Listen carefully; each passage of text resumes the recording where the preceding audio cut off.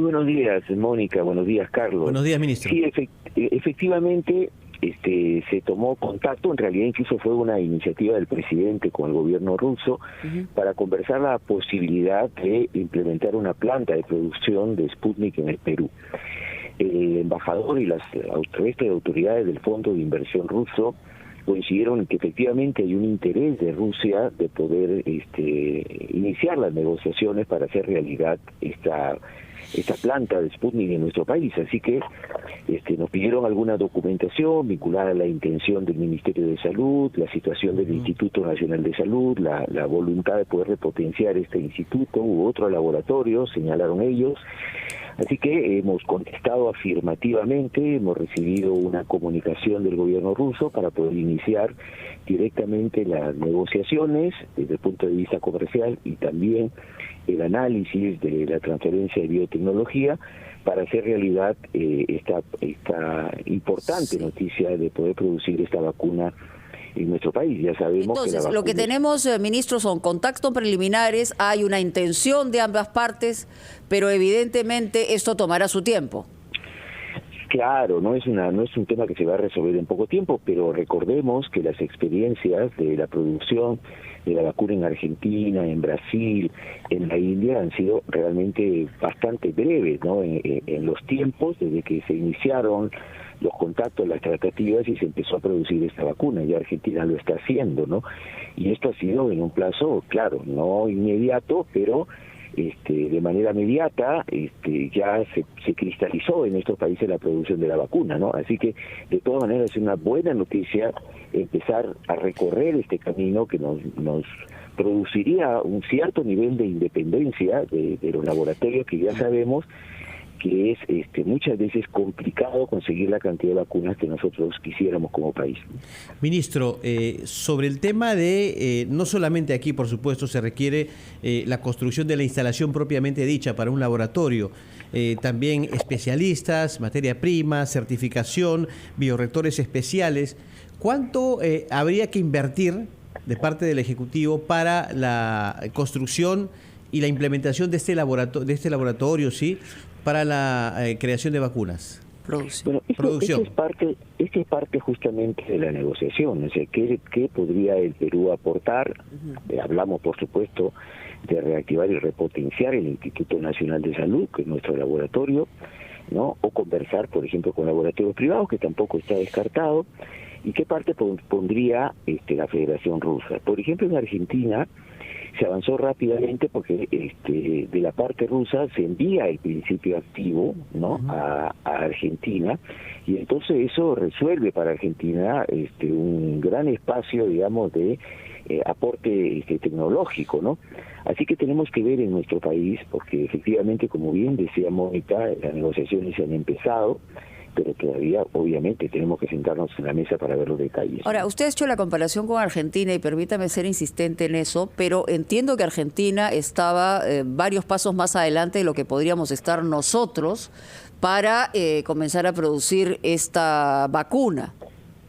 Por supuesto, obviamente no va a ser fácil para el Perú, donde la inversión en ciencia y tecnología siempre ha sido muy baja.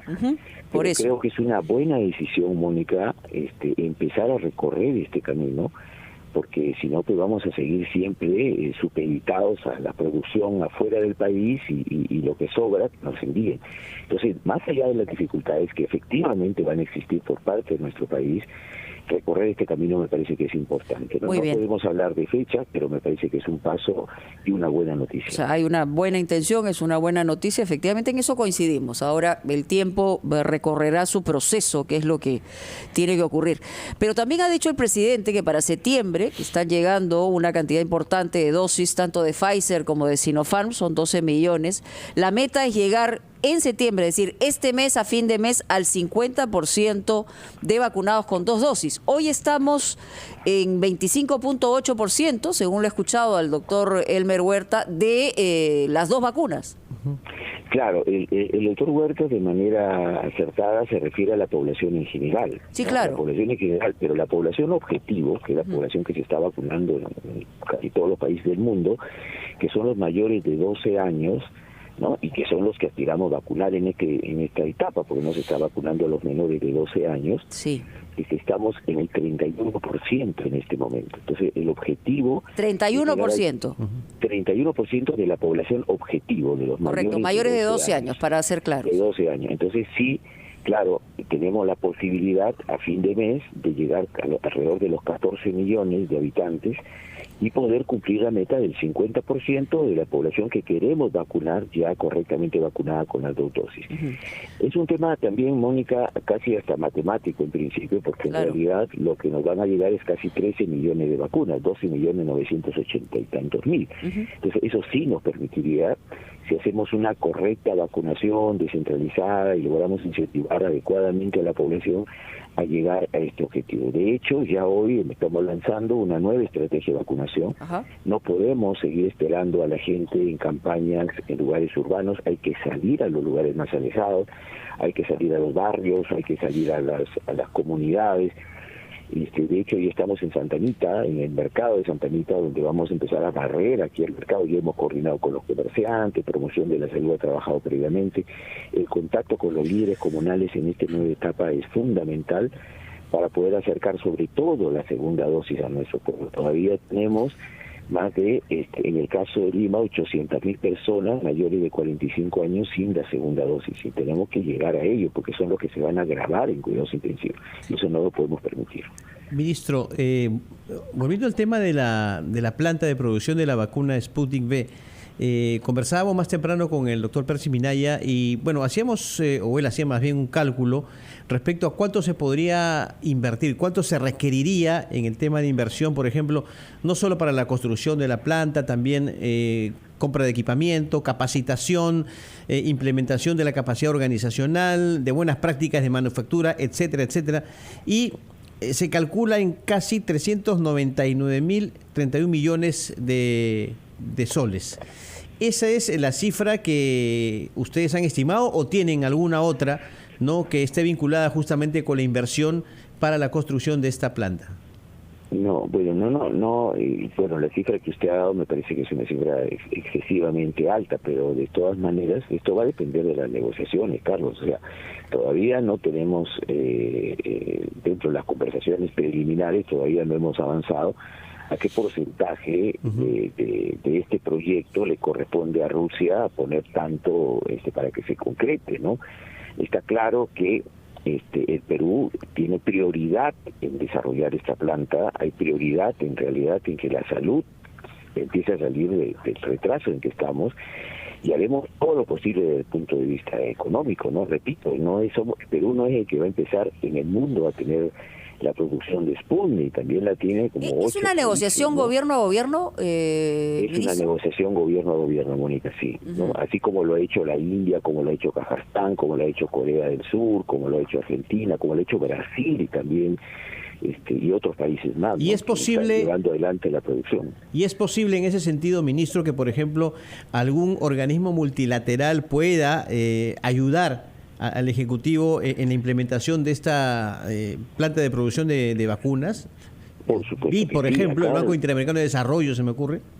Acá, por supuesto que sí, Carlos. Acá de lo que se trata es de asegurar la salud de la población, venga de donde venga, ¿no? Y si podemos hacer algunos niveles de acuerdo, que nos acerquen los fondos, que nos ayude incluso a tener con mayor rapidez la tecnología necesaria, pues lo vamos a hacer, ¿no? Acá se trata de defender la vida del pueblo peruano. Ministro, le pedimos por favor que nos espere un minuto nada más, tenemos que cumplir con nuestros anunciantes y seguimos conversando con usted. Regresamos. Claro, bueno.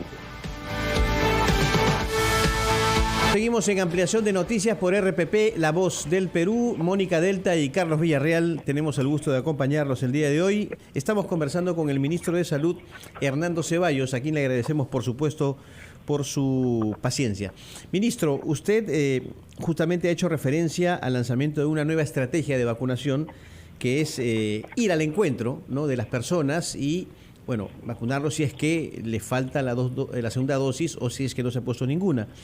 Pero hay un tema también que nos preocupa y es la vacunación en las comunidades nativas. Usted sabe que hace poco una de nuestras reporteras, Helen Meniz, llegó hasta la localidad de Pucacuro, en la región Loreto, y comprobó que esta es una situación realmente muy difícil y es un déficit muy grande. ¿Cómo se va a solucionar? ¿Qué estrategia se va a seguir de parte del Ejecutivo para que las vacunas lleguen a las comunidades más alejadas de nuestro país, como el caso de Pucacuro? Sí, Carlos, la primera cosa es que toda esta estrategia, que es una estrategia no solo por la vacunación, sino más para enfrentar la pandemia, además de tener un plan nacional, hemos establecido planes regionales, porque las particularidades de cada región son especiales, ¿no? Entonces, vale la redundancia. Entonces, allí con los gobiernos regionales estamos trabajando cómo es que se abordan los diferentes grupos poblacionales. Justamente este sector de los pueblos originarios es un sector sumamente sensible por dos razones en particular. Primero, porque su realidad sanitaria no es buena, no tenemos ahí cerca a ellos la posibilidad de una atención rápida, y en segundo lugar porque hay una idiosincrasia en muchas de ellas de no vacunarse por distintas razones que tienen que ver con sus usos y costumbres. Entonces allí tenemos que llegar con mucha fuerza. Hemos llegado, tenemos más de 65.000 personas de los pueblos originarios que están vacunados, pero todavía estamos lejos del objetivo. Por eso justamente hemos cambiado la estrategia, ¿no? Hasta ahora, ustedes recordarán, se hacían, por ejemplo, estas campañas vacunatorias en fibra endémica ya. Ahora lo hacemos en todo el país, pero además necesitamos cambiar esto, necesitamos sacar el Ministerio de Salud a la comunidad, sacar a la gente, estamos formando miles de brigadas, los establecimientos de salud están abriendo sus puertas para empezar a vacunar en los establecimientos de salud, ampliar los horarios de los establecimientos de salud. Mucha gente trabaja y no puede vacunarse en los horarios habituales hasta las 6 de la tarde, sino mucho más tarde, y efectivamente brigadas que tienen que llegar a los lugares más alejados. Para esto se siguen haciendo coordinaciones con las Fuerzas Armadas, que tienen la mejor disposición, los alcaldes de los centros poblados, en general los líderes comunales, que son tan importantes para poder penetrar en las casas de la gente, para que tenga confianza en recibir a los trabajadores de salud. Es un enorme desafío, pero lo vamos a lograr, Carlos, lo tenemos que lograr. Varias preguntas. Sí, ministro, varias preguntas en realidad para entender también. A ver, usted nos dijo al asumir el cargo que era inminente la tercera ola y lógicamente por lo que está pasando en el mundo y en países cercanos, pues es una situación que tenemos que prever.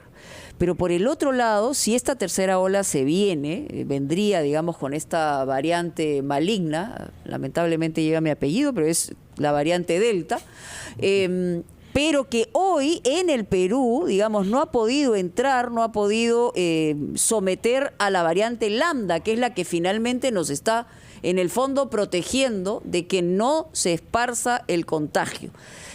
¿Hay alguna explicación científica sobre el tema o no? Bueno, la que está avanzando en el Perú en realidad es la variante Gamma, que está en el 40%, ¿verdad? ¿Ya? Ha sido desplazada por la Gamma y se ha quedado en el 30%. La que sigue abriéndose paso, aunque lentamente, efectivamente, la variante Delta. Y un poquitito la variante Mu, que ha empezado a tener, ya tenemos alrededor de 99 casos de la variante Mu, que afortunadamente todavía no ha demostrado ser mucho más contagioso, mucho más agresiva, aunque algunos estudios de la Organización Mundial de la Salud señalan de que disminuiría la eficacia de la vacuna de alguna manera, ¿no? Pero, claro, nosotros, según los expertos, esperábamos que esta variante Delta se impusiera y por la velocidad de contagiosidad que tiene a mediados de septiembre. Hasta ahora no es la variante que se viene imponiendo, aunque viene creciendo lentamente. Las experiencias que tenemos de Europa es que esta variante en semanas pasó a ser, de estar en el tercer lugar, a pasar rápidamente la causante del 80% de los casos. Así que tenemos un retraso, hay distintas explicaciones, no hay ninguna realmente que sea segura, no ha llegado por tal razón, ¿no? Pero efectivamente va a llegar al país, en mi opinión personal. Sí. Sería rarísimo que no tengamos una tercera ola, y esperemos que no tenga la magnitud que esperamos en el peor escenario, ¿no? Pero ahora, dentro... que, Mónica, esta es la razón, no lo podría señalar. Correcto. Queríamos ensayar algunas y también lo que quisiéramos son a veces algunas respuestas por usos, costumbres, por temas culturales. Hay gente que rechaza la posibilidad de la vacuna, sin embargo, ahí tiene que haber, en el buen sentido de la palabra, una agresividad de parte del Estado para convencer de alguna forma, y en algún momento se habrá habló de tener este pase verde, este carné verde para poder tener acceso a diferentes actividades. Esto puede generar cuestionamientos por asuntos de discriminación o no, pero hay países que se están protegiendo de esa manera. O sea, digamos, hay que convencer a la gente que se tiene que vacunar, porque es la única manera que tenemos el resto de personas la posibilidad de disminuir los contagios, ¿no?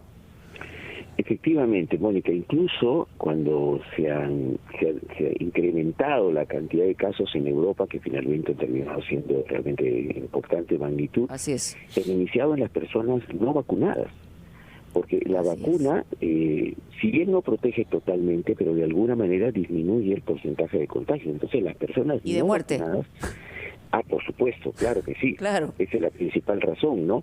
Pero de alguna manera el tener en un porcentaje de personas no vacunadas favorece la transmisión del virus, ¿no?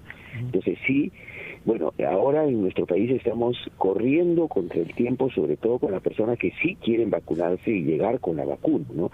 Pero hay que, efectivamente, en la medida en que esto se vaya desarrollando, tendremos que tomar distintas medidas. Primero, para alentar la vacunación, que me parece que la estimulación positiva es muy importante, ¿no? Dando determinadas facilidades. Yo conversé con el Ministerio de Economía, con el Ministro de Economía, diciéndole, bueno, sería bueno darle un bono realmente a las personas mayores de 60 años que se están vacunando, que es el sector más riesgoso. Me dijo, esto lo vamos a evaluar. Y bueno, después está el paso. O sea, premiar a quien se vacuna, digamos, en términos, es lo que usted señala. Así es, sí, esa es una sugerencia, no quiere decir que ya esto está resuelto. No, porque van a dar un bono de 350, entonces imagino que la bolsa del ministro Franque debe estar un poco apretada. Apretada, sí. Además que tenemos en el sector salud, por ejemplo, problemas con el pago a los trabajadores, que tienen, bueno, hace un buen tiempo ya una deuda laboral importante, ¿no? Pero la idea sí, Mónica, es tratar de estimular que la gente vaya a vacunarse y, bueno, y de última tendremos que tomar medidas un poco más restrictivas, ¿no? Porque tenemos que proteger al conjunto de la población. Ministro Ceballos, quisiera una pregunta de carácter político, porque usted también obviamente es político, ha sido congresista de la República. Ahí muchos consideran que ayer el presidente de la República perdió la oportunidad de aclarar algunos temas que son realmente muy difíciles, y hablo de la situación de ministros que son muy cuestionados. Uno de ellos el premier, otro el ministro Iber Maraví. El presidente ha dicho que están los ministros en una constante evaluación, pero eso es algo que se da, no obviamente siempre. ¿No considera usted que eso es lo que faltó ayer, definición en el tema que involucra al terreno político básicamente y que genera desconcierto en la población? Bueno, yo creo que ese es un tema de decisión, en primer lugar, del presidente. ¿Qué oportunidad puede empezar a profundizar su análisis sobre el gabinete de la ciudadanía? Pero también creo que el presidente, en el mensaje, lo que ha querido señalar es cómo el gobierno aborda problemas que para la ciudadanía en este momento son claves. El tema del alza de precios en el gas, por ejemplo, donde recorro, la verdad le digo, a pesar que yo no tengo vinculación directa con economía, la gente dice, ¿y qué pasa con el gas? ¿Por qué sigue subiendo el gas? Es una preocupación de la ciudadanía muy grande. Pero eso está muy bien, pero usted como también ministro y también como ex congresista, y usted sabe que el tema de la política tiene que ver con individuos.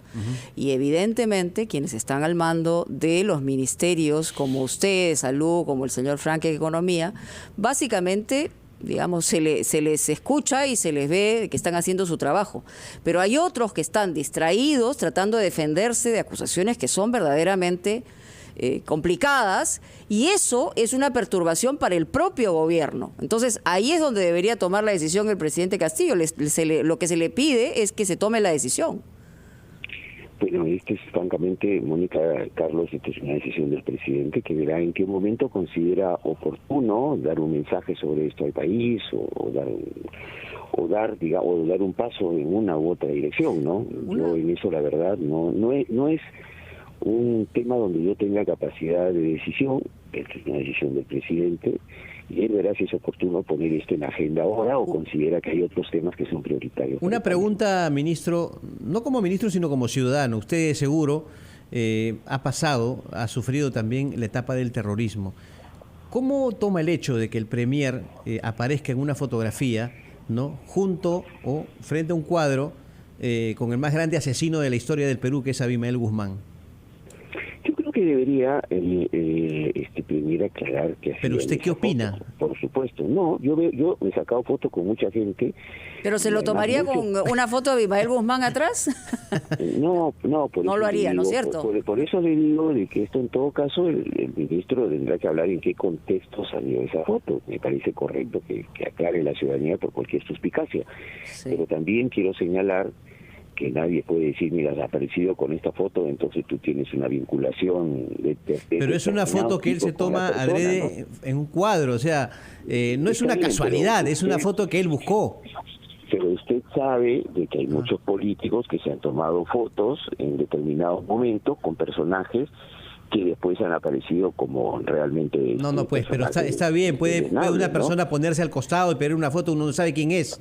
Pero no necesariamente, es un cuadro que está colgado ahí y él se toma la foto. No, pero no necesariamente los políticos se han tomado fotos de manera, digamos, porque se le acercó y se tomó una foto con él. Algunas veces porque en un determinado momento han pensado que era una persona de otras características, ¿no?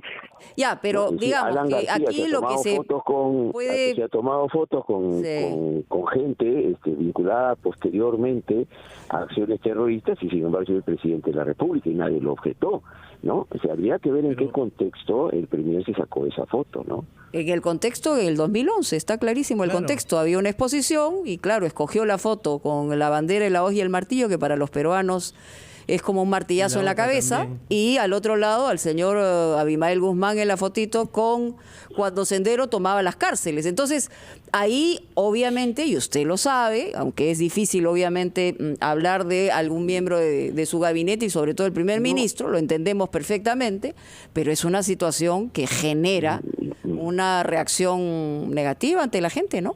A ver, Mónica, pero no necesariamente. Primero, no necesariamente. La olla y el martillo no necesariamente siempre ha estado vinculada a acciones terroristas. Pero sí, para nosotros sí, pues usted sabe bien eso. En segundo lugar, una fotografía del premier con Abimael, claro, necesitaría una explicación, pero eso no quiere decir que el premier tiene vínculos con el terrorismo, que el bueno, hay una investigación de por medio, Guzmán, o sea, esa deducción es una deducción absolutamente subjetiva, en mi opinión, ¿no? Ustedes pueden pensar de manera diferente, con toda razón. Claro. En mi opinión, en todo caso el premier podría aclarar como el contexto de esa foto, pero además me parece que esto habría que analizarlo con cuidado, ¿no? Porque de esto se puede deducir la conclusión de que el premier tiene que ver algo con el terrorismo. Por lo menos admiración, ¿no?, parece tener, ¿no? O ha tenido en su momento, es lo que sugiere, más allá de que sea subjetiva, digamos. Bueno, si analizamos la gente que se sacó fotos con Montesinos, vamos a ver que mucha gente se sacó fotos sonriendo. Puede ser que también hayan tenido admiración y eso está es condenable.